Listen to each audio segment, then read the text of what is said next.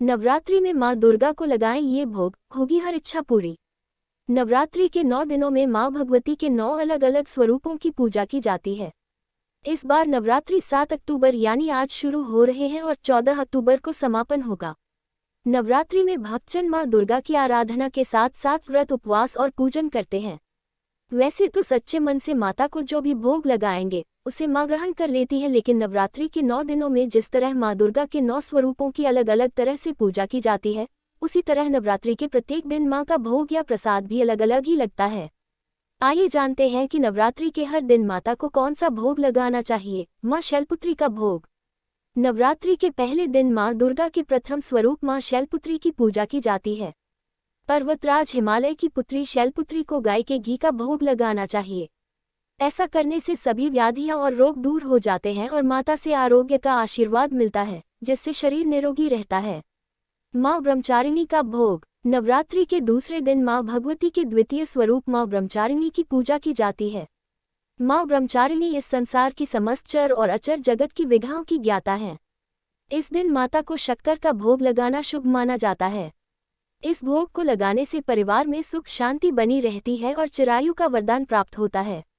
माँ चंद्रघंटा का भोग। नवरात्रि के तीसरे दिन माँ भगवती के तृतीय स्वरूप चंद्रघंटा की पूजा अर्चना की जाती है। इनके मस्तक पर घंटे के आकार का अर्धचंद्र है। इस दिन माता को दूध या दूध से बनी चीजों का भोग लगाना चाहिए। साथ ही भोग लगाने के बाद उसको दान स्वरूप भी दें। ऐसा करने से मानसिक शांति के साथ साथ परम सुख की प्राप्ति होती है। कूष्मांडा देवी का भोग। नवरात्रि के चौथे दिन माँ दुर्गा के चतुर्थ स्वरूप माँ कूष्मांडा देवी का पूजन किया जाता है। इस दिन माँ को मालपुआ का नैवेद्य अर्पण करना चाहिए। साथ ही इस भोग को मंदिर या गरीब व जरूरतमंद लोगों को दान करना चाहिए।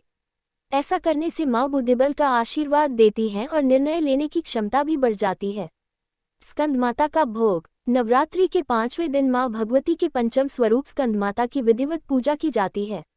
ब्रह्मस्वरूप सनत कुमार की माता होने के कारण इनको स्कंदमाता कहा जाता है। नवरात्र के 5वें दिन केले का नैवेद्य चढ़ाना बहुत शुभ माना जाता है।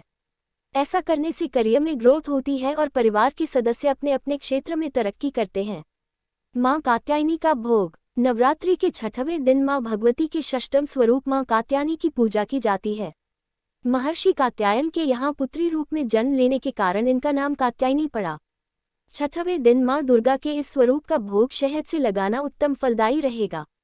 ऐसा करने सौंदर्य की प्राप्ति होती है और माँ भगवती भी प्रसन्न होती हैं। माँ कालरात्रि का भोग। नवरात्रि के 7वें दिन माँ दुर्गा के सप्तम स्वरूप माँ कालरात्रि की पूजा का विधान है।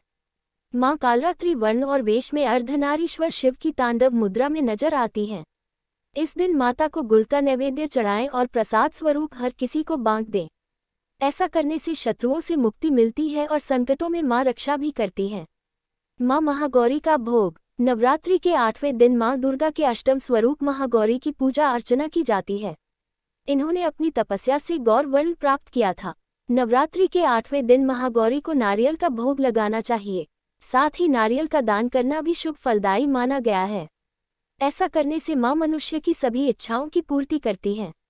माँ सिद्धिदात्री का भोग। नवरात्रि के अंतिम दिन यानी कि 9वें दिन माँ दुर्गा के नवम स्वरूप माँ सिद्धिदात्री की विधिवत पूजा करना चाहिए। इस दिन माता को चना हलवा का भोग लगाना चाहिए। साथ ही कन्या पूजन करना चाहिए। ऐसा करने से घर परिवार में सुख शांति बनी रहती है और माता के आशीर्वाद से समृद्धि भी आती है।